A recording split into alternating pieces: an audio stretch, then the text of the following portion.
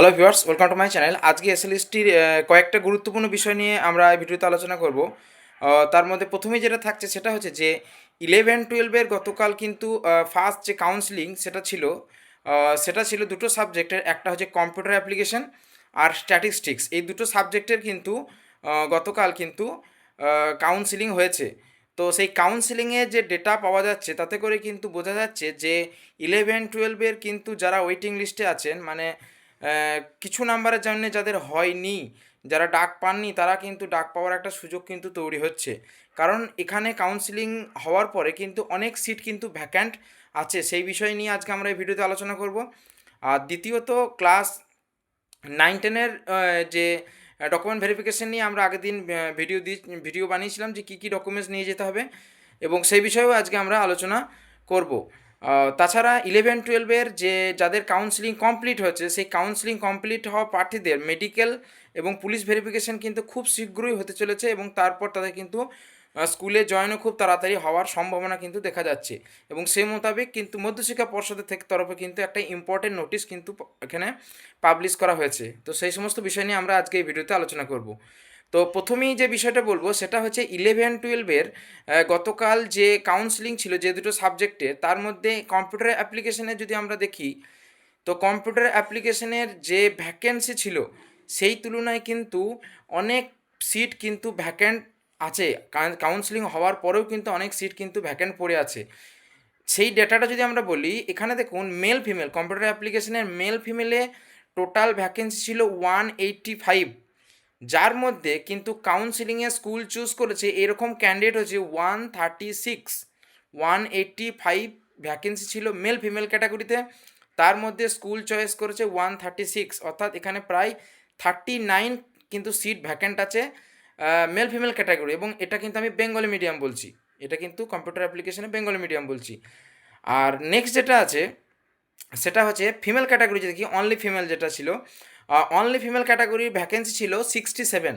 Vacancy ছিল 67, তার মধ্যে কাউন্সেলিংয়ে স্কুল চুজ করেছে অনলি 44 ক্যান্ডিডেট, অর্থাৎ এখানেও 23 কিন্তু ভ্যাকেন্ট এখনও আছে। অর্থাৎ ভাবুন 39 আর 23 প্রায় 60 আপে কিন্তু ভ্যাকেন্সি, এখানে 65 কিন্তু ভ্যাকেন্ট সিট একটা সাবজেক্ট থেকেই পাওয়া যাচ্ছে।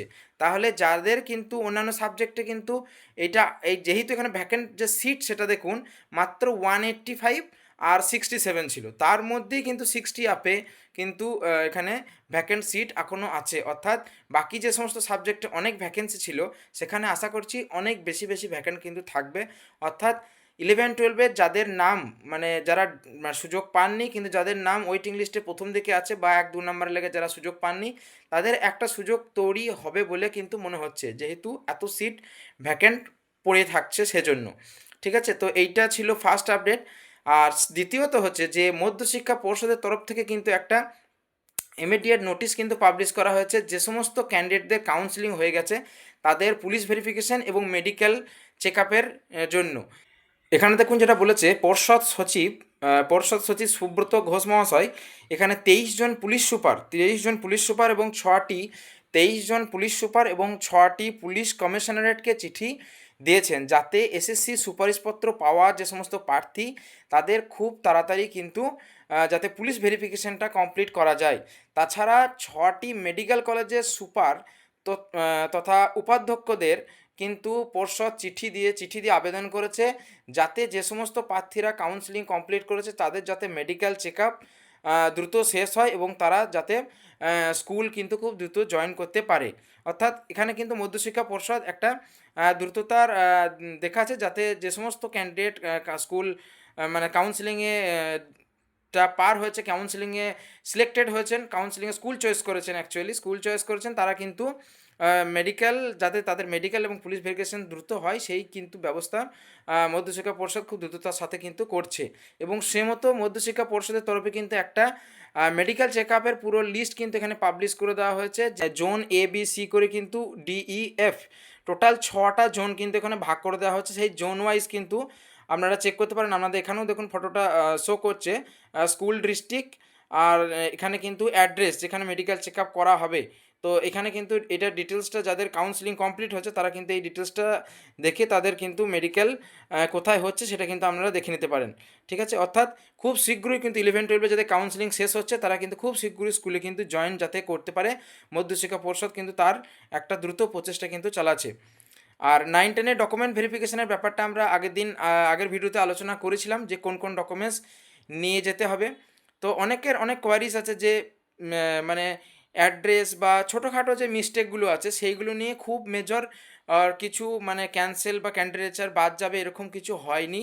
কারণ আপনারা যদি 11-12-এর কোন কোন বিষয়ে বাদ গিয়েছিল সেটা যদি একটু খেয়াল করেন, কারণ তাহলেই কিন্তু আপনারা বুঝতে পারবেন যে 9-10-এর খুব মেজর ইস্যু যদি না হয়, তাহলে কিন্তু এখানে প্রার্থী পদ বাতিল হওয়ার সম্ভাবনা খুবই কম।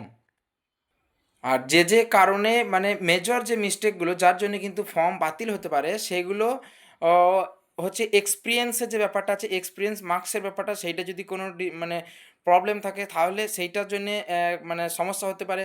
তাছাড়া ওভার এজ মানে আমরা যে এজখানে মানে নোটিফিকেশনে দেওয়া হচ্ছে তার থেকে যদি এজ ওভার হয়ে যায় সেক্ষেত্রে একটা সমস্যা হতে পারে।